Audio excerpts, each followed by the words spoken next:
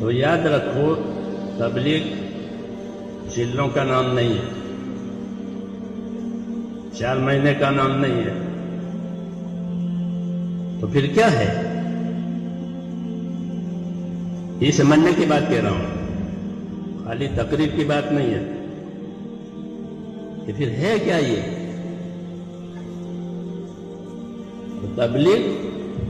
کہ تبلیغ زندگی کی ذمہ داریوں کو سمجھنا، اپنی زندگی کی ذمہ داریوں کو سمجھنا، تبلیغ اپنی زندگی کی ذمہ داریوں کو سمجھنا کہ اللہ نے مجھ پر کیا ذمہ داری ڈالی ہے، اپنی زندگی کی ذمہ داریوں کو سمجھ کر اس کو اپنی جان مال کے ساتھ اللہ کے لیے پورا کرنا، ان ذمہ داریوں کو پورا کرنا اللہ کے لیے اپنی جان مال کے ساتھ، یہ تبلیغ ہے۔ اور یہ ہر مسلمان پر ہے کہ ہر مسلمان اپنی زندگی کی ذمہ داری سمجھے،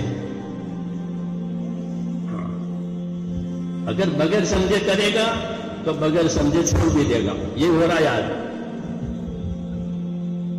یہی ہو رہا ہے کہ بغیر سمجھے کر رہے ہیں، پھر بغیر سمجھے چھوڑ بھی دے گا۔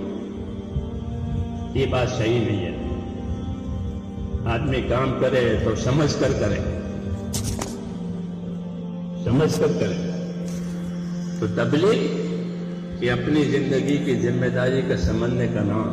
حضور صلی اللہ علیہ وسلم پر تبلیغ کا حکم تھا، بلغ ما انزل الیک من ربک، اے محمد صلی اللہ علیہ وسلم پہنچا دیجئے بندوں تک جو بات آپ کے اوپر نازل ہوئی ہے، یہ ذمہ داری آئی۔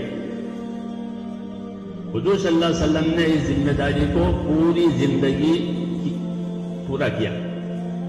اور صحابہ کرام یہ کہتے تھے کہ لیست لہ راحہ،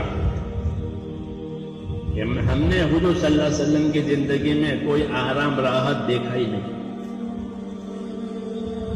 کوئی آرام راحت ہم نے آپ کی زندگی میں نہیں دیکھی۔ کیوں؟ زندگی کی ذمہ داری ہے، زندگی کی ذمہ داری ہے، کھیل نہیں ہے۔ تو میں نے عرض کیا کہ جیسے تبلیغ کا حکم حضور صلی اللہ علیہ وسلم پر آیا، حضور صلی اللہ علیہ وسلم کی وجہ سے آپ کی تابعداری میں ہم پر بھی آیا۔ کیوں؟ کہ ہم رسول صلی اللہ علیہ وسلم کے کام کے وارث ہیں۔ یہ ہم بھول گئے ہیں کہ ہم رسول صلی اللہ علیہ وسلم کے کام کے وارث ہیں۔ جیسے بیٹا باپ کی جائیداد کا وارث ہوتا ہے، بیٹا اپنے ماں باپ کی جائیداد کا وارث ہوتا ہے، کوئی دوسرا اس میں نہیں ہوتا، وہ وارث ہے۔ ایسے ہی ہر مسلمان اللہ کے نبی صلی اللہ علیہ وسلم کے کام کا وارث ہے۔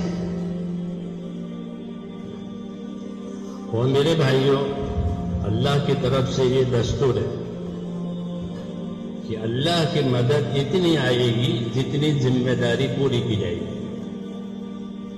قاعدہ ہے حدیث شریف میں، المعونۃ علی قدر المعونہ، کہ اللہ کی مدد اتنی آئے گی جتنی ذمہ داری پوری کی جائے گی۔